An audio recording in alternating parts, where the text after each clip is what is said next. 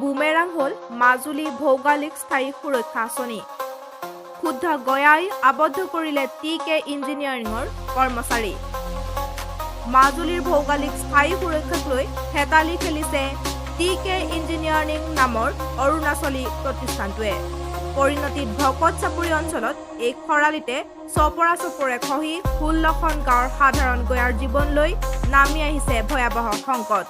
200 কোটিৰো অধিক এক বৃহৎ পুঁজি আবণ্টন লৈ 35খন RCC পাৰ্কিউপাইন স্ক্ৰীন আৰু প্ৰায় 20 কিলোমিটাৰ ব্ৰহ্মপুত্ৰৰ পাৰে পাৰে জিঅ' বেগ লেইং কৰিব লাগে যদিও কিছু কাম কৰি আধাতে বন্ধ ৰাখিছে কামসমূহ।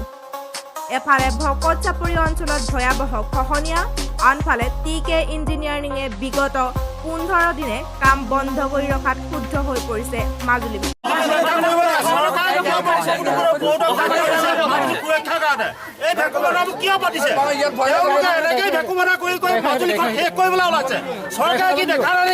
আমাৰ মুখ্যমন্ত্ৰী মহোদয় দেখা নাই নেকি? সদায় কমলাবাৰী নিমাতী ঘাটেদি অহা যোৱা কৰি আছে। এইপিনে ভকত চাপৰিটো শেষ হৈ গুচি গৈছে। মুখ্যমন্ত্ৰী মহোদয় কি কৰি আছে? কি চাই আছে?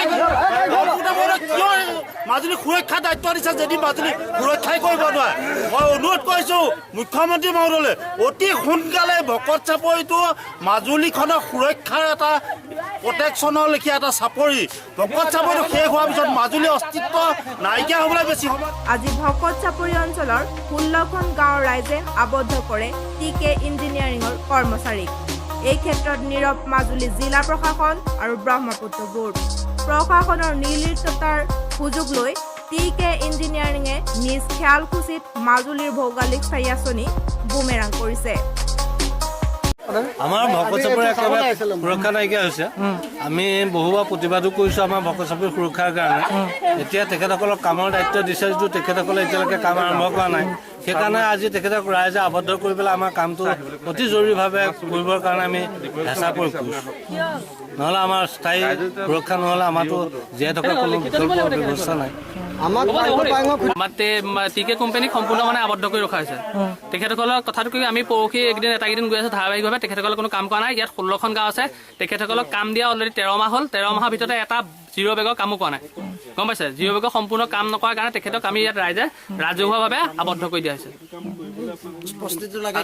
আমাক কথাটো এইটো হ'ল তেখেতসকলে কেতিয়া কাম কৰিব সেইটো আমাক স্পষ্টীকৰণ লাগে। আৰু যেতিয়ালৈকে আপোনালোকে তেখেতসকলে কাম দিব দিব নোৱাৰিম বুলি ক'ব তেতিয়ালৈকে আমি ৰাইজে আবদ্ধ কৰি ৰাখিম। কাৰণ তেখেতসকলেতো তেনেকৈ নহয়। এতিয়া সম্পূৰ্ণ ইয়াত আপোনাৰ জিঅ' বেগৰ কাম কোনো সহায় সম্পূৰ্ণ সহায় আছে।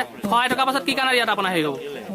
আৰু গোটেই TK কোম্পানী সম্পূৰ্ণ য'ত এলটমেণ্ট দি থৈছে জিঅ' বেগৰ কামৰ এলটমেণ্ট দিয়া স্বত্তেও তেখেতসকলে কাম কৰা নাই আজি তাৰিখলৈ। ভিডিঅ' জাৰ্নেলিষ্ট দিব্যৰ সৈতে মাজুলীৰ পৰা বেদান্ত বৰাৰ ৰিপৰ্ট, আছাম প্ৰাইম।